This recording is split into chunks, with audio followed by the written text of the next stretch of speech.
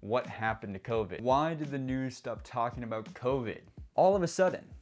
Was it a hoax? Was it a scheme to get Joe Biden elected? Has the mainstream media been lying to you? Am I lying to you? I see many people on Twitter noticing the press has stopped talking about COVID recently. I'm a journalist. I work in mainstream media.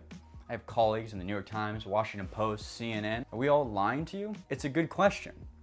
I'm here to tell you the truth. The reason why the press, my colleagues, have stopped talking about COVID-19, because, ready for it? It's boring. I'll tell you a secret about the press that journalists don't like to admit. We don't report what's important. At least, that's not a journalist's first priority. A journalist's first priority is to reporting the news. And the news has to be new. It's in the word. And you know what's not new? COVID-19. I'll be curious how YouTube handles this video, because I am uniquely qualified to talk about this subject. If I have a degree in anything, it's in news engineering. I know precisely how news is made. So while Tim Pool transitions to being David Rubin, and David Rubin transitions to becoming Glenn Beck, let's sit here and have a real conversation about what the news is all about. My best friend is a doctor in rural Kansas. My girl is from the deep south, Columbia, South Carolina.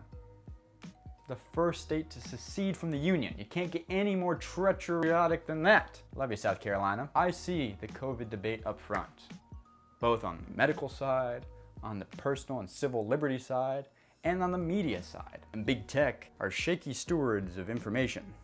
They have a tendency to drop the ball about what's really going on. And what's really going on is that we're biased. I'm biased.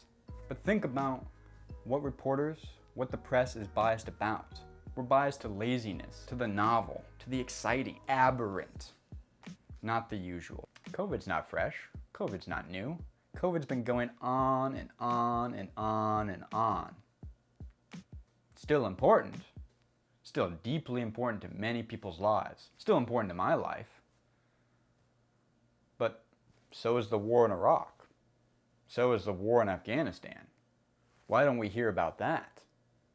Is that a hoax? Think about media outlets and reporters like drones with microphones. That's really our job. Drones with microphones. Our job is to scour the country looking for new, unique stories. And when we find them, amplify them to a bigger audience. But if those stories have already been told, it's an ego thing. That territory has already been mapped out. It may be important territory. It may be important information for you and me to know. But if it's not new information, we don't want to serve it to you again. COVID isn't new. It's not fresh and it's not novel. You know what COVID-19 is? It's routine. There's a saying, evil is a banal platitude. Well, the media isn't evil, but it is a banal platitude. The media is banal. It operates on those biases. I have a lot of friends that complain to me about climate change. Frankly, I have too many friends that are like Greta Thunberg. It's all they talk about, climate change. Why isn't the press talking about climate change? It's so important. It's an existential threat to our future. We need to be talking more about climate change. Why does the New York Times not talk about climate change? It doesn't talk about climate change because it's routine, it's mundane. It's important, but it's not newsworthy. That's why the press will report when a fly lands on the vice president's head. That's not an important story. Who is that important for?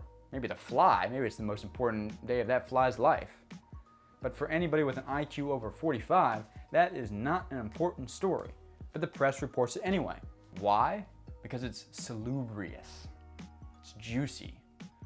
It's funny. It's newsworthy. And newsworthy is something that's aberrant. Newsworthy's here, important's here. Very rarely do they overlap. And so, our bias as reporters isn't to report it as much. That's what COVID-19 has become. The United States still has troops in Afghanistan 20 years later, but we don't report about it. Why? Battles in Iraq or infection rates in Tennessee, those aren't exciting anymore. And I see so many intelligent people on Twitter ask, Why did the media stop talking about COVID? And so many more people not give honest answers. I like to be honest with you. I grew up in the Midwest. I grew up in Kansas. I grew up in Michigan. To me, it's not about the politics. It's about the machinery of news and media. And to give honest answers about why the press stops talking about COVID-19. So many of my friends, whether they're Republican or Democrat, attribute too much intelligence and calculation to the press. They think we're smarter than we are. They think we're more centralized, like we have meetings, we get together. COVID would be a great leverage to use to scare people, to get them to vote for Joe Biden because we're all liberals and we live on the East Coast. But we're not that smart and we're not that coordinated. What we are is we're lazy, and COVID-19 isn't that exciting anymore. So why has the news stopped talking about COVID? Because it's not new. That's the video. Like, subscribe. I appreciate you guys watching. Go to the Patreon, support more videos like this that offer a totally unbiased, frank conversation about engineering the news. That's what this is about. Media training, allowing you to imagine other people and systems complexly. Because when we can think complexly about the way the world is crafted around us, we can move through it much faster. Thank you for watching. See you in the next video. Bye.